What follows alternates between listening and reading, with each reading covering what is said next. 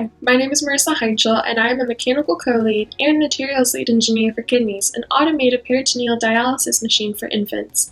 To truly understand the impact of this device, I'm going to quickly explain the procedure. This type of dialysis takes place in the peritoneum, which is attached to the abdominal wall. A cleaning solution, also known as dialysate, will enter the patient's peritoneal cavity. While the patient waits during this dwelling time, the filtering is going to occur, and then after this, the waste will be removed. The reason our group specifically is focused on peritoneal dialysis is because of the huge advantage it has over hemodialysis, especially in neonates.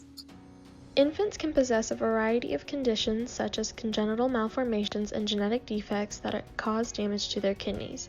Essentially, the kidneys are too ill to properly function and the child will be placed on dialysis. However, currently infants under 12 kilograms are placed on a manual gravitational peritoneal dialysis device. This is a very labor-intensive treatment, especially for the medical personnel that are interacting with the patient every hour. Therefore, our goal is to develop a peritoneal dialysis device that can automatically deliver and discharge dialysate into and from the peritoneum of an infant through their catheter. Hello, my name is Stacey Nunes. I am the mechanical co-lead and structural lead for Kidneys. The final design schematic is shown here of the manual model automation. The automated device will have 4 different subcomponents: the heating, the peristaltic pump, the stepper motor, and the water flow sensor, with an LCD screen that will display all necessary information for healthcare professionals. There are 2 housing boxes containing the heating components and the mechanical components. The mechanical components include the peristaltic pump, the stepper motor, and the water flow sensor. The direction of the dialysate is shown. The blue arrow is the input of the dialysate and the red arrow is the waste output. It is important to note the change of the direction is due to the 3-way stop cock, which is highlighted by the star.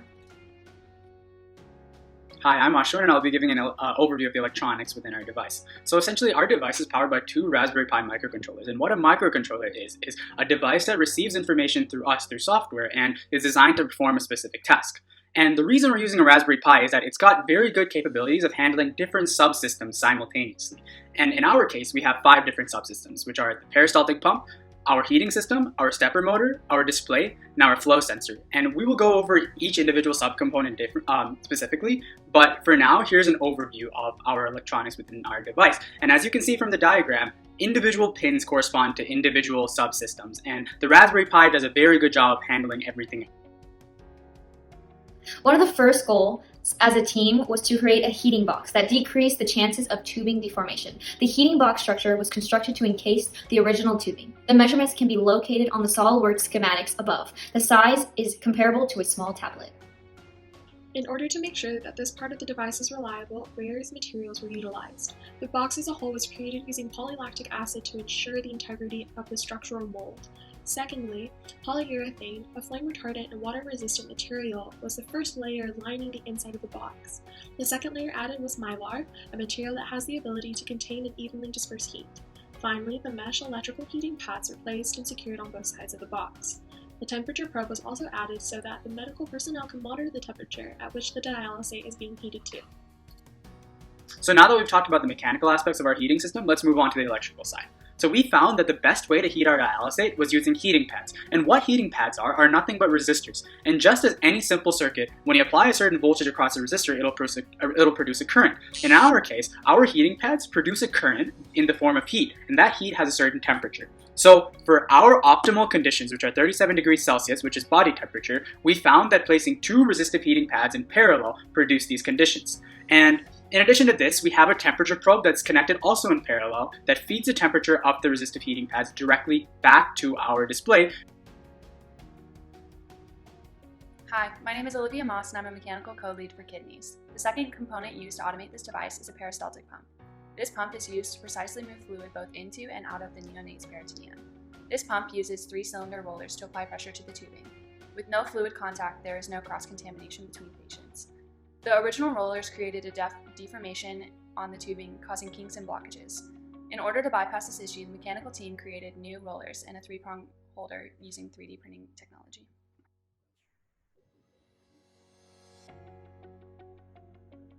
Hi, my name is Dean and I am the electrical and software lead for Kidneys. As described before, we will be using a peristaltic pump to move dialysate throughout the tubing. The peristaltic pump is wired to our main Raspberry Pi, as shown on the fixing diagram on the left. The pump is controlled by a motor driver, which relays logic signals sent by the microcontroller. On the right is the logic table that can be found in the software of our device. The 4 wires shown in yellow on the fixing diagram outputs these highs and lows to the motor driver, which tells the pump what mode it should be in. This is what allows us to automate the dialysis process through its 3 phases: infusion, dwelling, and draining.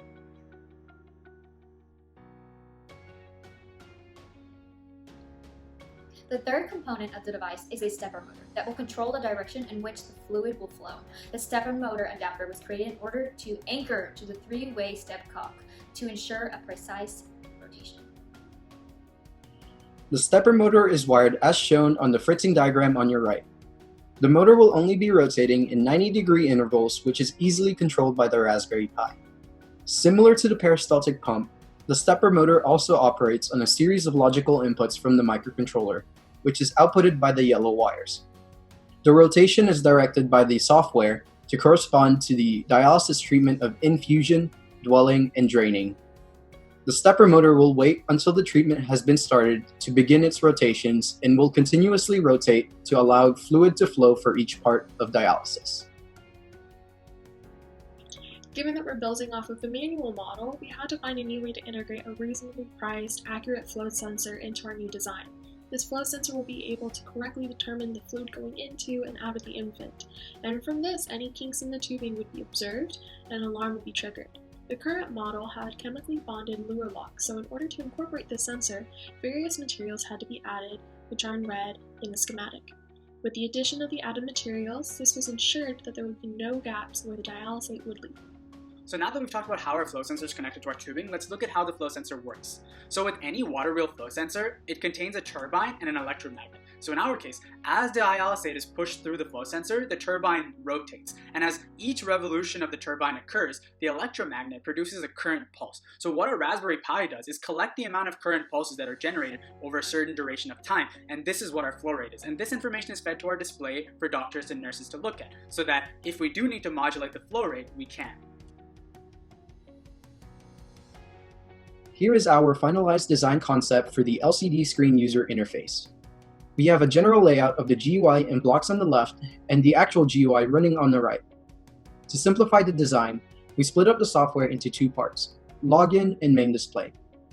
We wanted to ensure some things that Dr. Joseph suggested, such as customized treatments and data logging.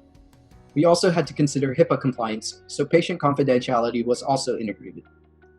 Patients remain anonymous by inputting a patient ID rather than a name, and the patient weight input for the treatment will only appear in the exported data log file. Additionally, the user has the option to deviate from the normal treatment provided by Dr. Joseph by editing the dialysis parameters. All of this information is stored within the software, and any important data such as volumes infused or drained are displayed on the data log tab. Dr. Joseph also suggested an alarm system that allows the user to hear if the treatment has been completed or if any errors has occurred. We were able to implement an alarm to sound at the end of a treatment, which sounds like this.